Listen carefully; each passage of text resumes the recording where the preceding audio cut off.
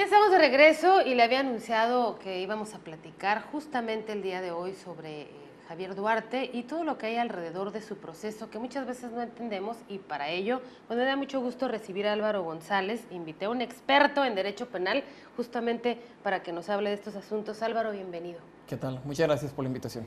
Álvaro, ¿qué pasa alrededor de Javier Duarte? Creemos o entendemos, quienes no nos dedicamos al derecho y mucho menos al derecho penal, que la extradición es parte de un proceso natural, que es similar al Chapo, que ya ahí se va a quedar el hombre y que bueno, y todos los demás que participaron en esto van a irse a vivir a Londres o a cualquier otro país y ya no va a pasar nada. Platícanos, acláranos, ilústranos, por favor.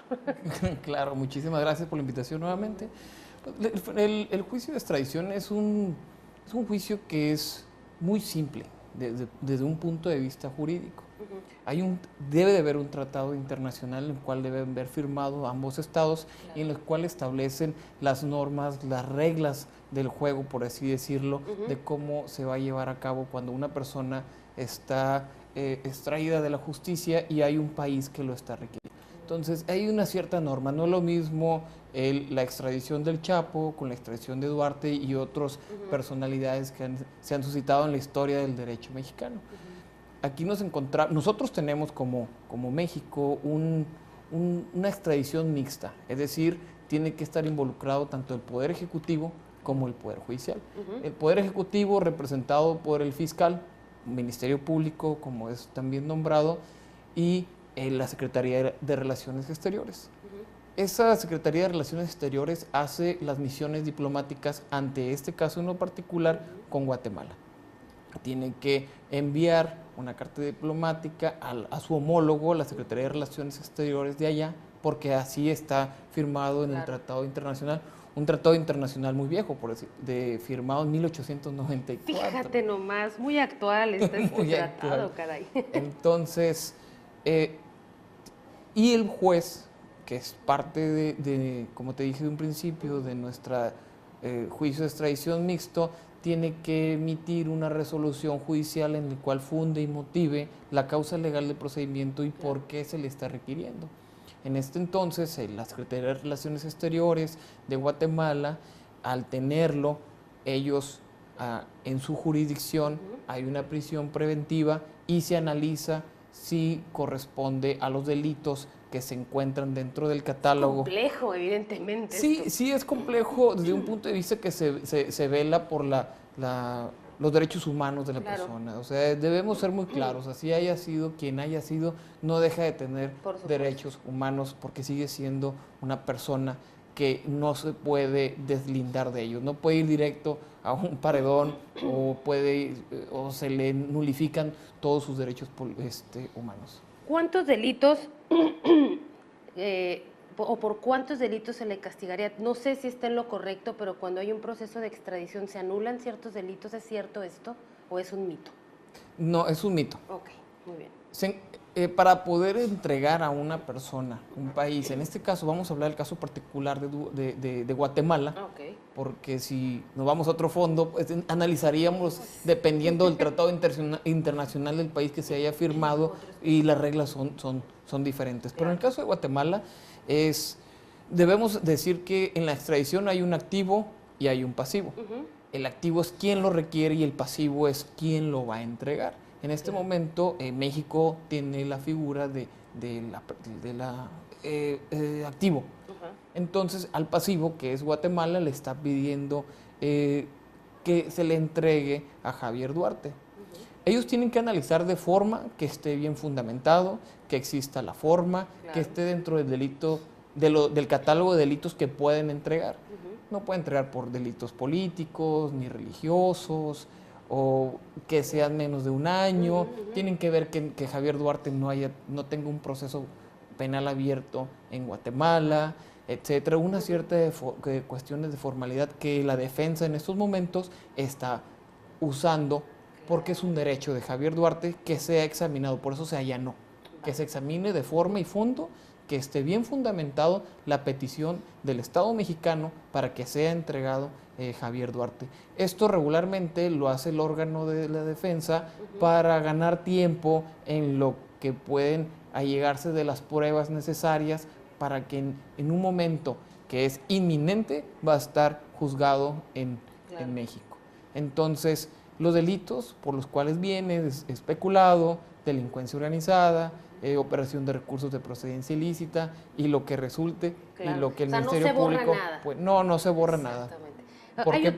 Adelante. Sí, ¿por qué? Porque dentro de las formalidades de las misiones diplomáticas, ahí van inscritos, ahí van inmersos los delitos por los cuales se le están juzgando. Tiene que decir exactamente qué delitos por los cuales se le está buscando. Oye, Álvaro, ¿qué pasa, por ejemplo, con la gente que está alrededor de Duarte o que estuvo alrededor de Duarte para la comisión de estos delitos? Porque obviamente no lo hace solo, incluso su esposa, que prácticamente en la opinión pública, claro, ya sabemos que ella estuvo de la mano con él y sabía absolutamente todo. ¿Qué pasa con esta gente? ¿Tiene que haber alguna denuncia? Claro, por eso está dentro del catálogo de delitos que se le está juzgando el de delincuencia organizada.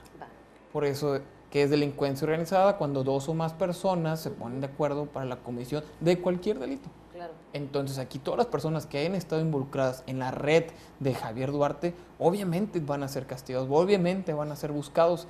Desgraciadamente tenemos un Estado de Derecho muy precario, en el cual tiene que fundamentar en forma, en tiempo, en cuestiones muy especializadas para que estas personas que estuvieron inmiscuidas en los delitos que cometió Javier Duarte también sean llevados ante un tribunal.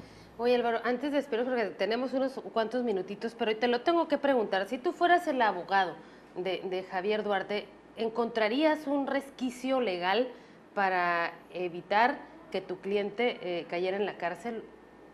Siempre hay una forma en la cual, desgraciadamente, tenemos un Ministerio Público que no está a la altura de la exigencia social que en estos momentos México necesita.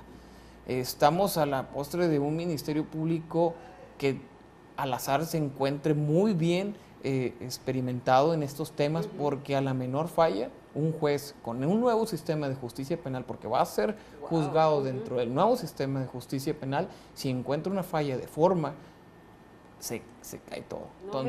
Entonces estaríamos a la suerte de que las personalidades que están trabajando dentro del Ministerio Público Federal hagan bien su trabajo, que lo hayan pedido en forma, porque estamos viendo que en este nuevo sistema es muy rigorista y tiene que ir a detalle a detalle.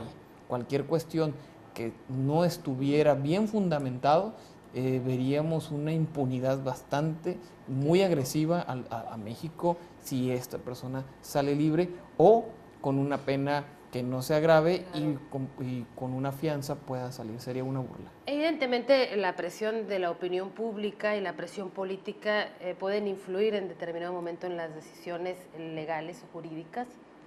Desgraciadamente es un asunto muy mediático. Claro. Muy mediático. Los asuntos mediáticos traen una carga encima. Los jueces de distrito, en este caso, lo vimos en el asunto de los porquis, donde por cuestiones mediáticas se preponderó la opinión pública sobre el ejercicio de un juez en su función para poder otorgar cierto amparo. Entonces estamos ante una opinión donde, claro, tenemos que como mexicanos exigir que se haga justicia, pero siempre dejando a los expertos pero siempre en la observancia general.